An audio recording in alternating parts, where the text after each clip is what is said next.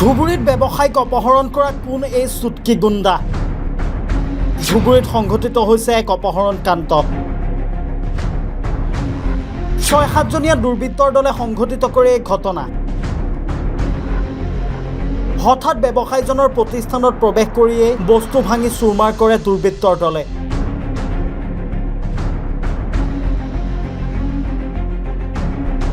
ইয়াতে ক্ষান্ত নাথাকি প্ৰতিষ্ঠানৰ গৰাকীক প্ৰহাৰ কৰে দুৰ্বৃত্তৰ দলে। পিছত ব্যৱসায়ীজনক পূৰ্বক উঠাই লৈ যোৱা বুলি অভিযোগ কৰে।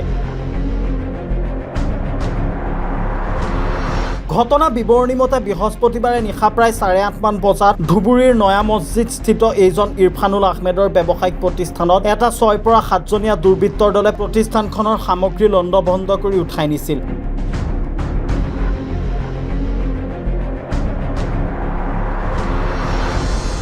উঠাই নি চুটকি ওৰফে আতিউৰ ৰহমানৰ ঘৰত আবদ্ধ কৰি ৰাখে। পাছত আৰক্ষীয়ে চুটকি নামৰ লোকজনৰ ঘৰৰ পৰা ব্যৱসায়ীজনক উদ্ধাৰ কৰি চিকিৎসাৰ বাবে ধুবুৰী মেডিকেল কলেজলৈ প্ৰেৰণ কৰে।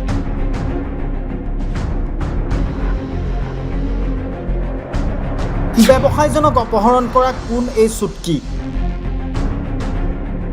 চুটকিৰ লগত থকা কোন এই কালিমুদ্দিন? কোন এই শ্বহীদুল? উল্লেখনীয় যে ঘটনাৰ আচল ৰহস্য কি? কিয় ব্যৱসায়ীজনক অপহৰণ কৰিছিল? ধুবুৰী আৰক্ষীৰ তদন্তৰ পিছতহে আচল কাহিনী পোহৰলৈ আহিব। মোৰ নাম ইৰফানুল আহমেদ।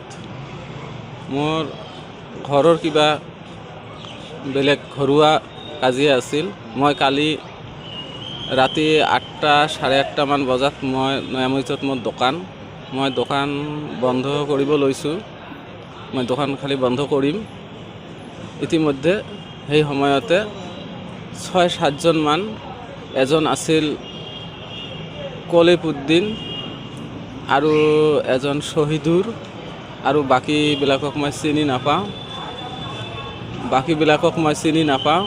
ইহঁতে মানে বহুত বলপূৰ্বৰ পৰাই মোৰ দোকানত সোমাই কেনে মোৰ দোকানৰ বস্তু বাহিনী ভাঙচুৰ কৰে। লেপটপ, প্ৰিণ্টাৰ এইবোৰ বহুত ভাঙচুৰ কৰি কেমেৰা যিবোৰ বস্তু আছিল আৰু দোকানত এইবোৰ ভাঙচুৰ কৰি মোক য'ত জুলুম কৰি টানি, আৰু মই দোকান বন্ধ কৰিছোঁ। মোৰ পকেটত পইচা আছিল, মোবাইল ক'ত বা সেইবোৰ নাই। য'ত জুলুম কৰি টানি টোটো দি মোক তুলি লৈ যায় আৰু বহুত মাৰধৰ কৰে।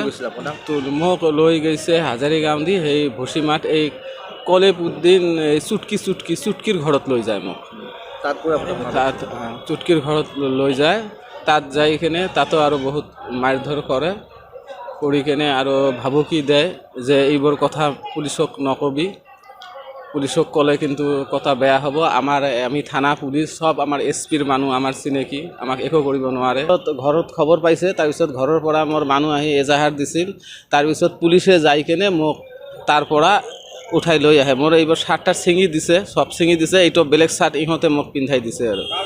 ধুবুৰীৰ পৰা চামিউল হক চৰকাৰৰ ৰিপৰ্টাৰ এনি গুৱাহাটী।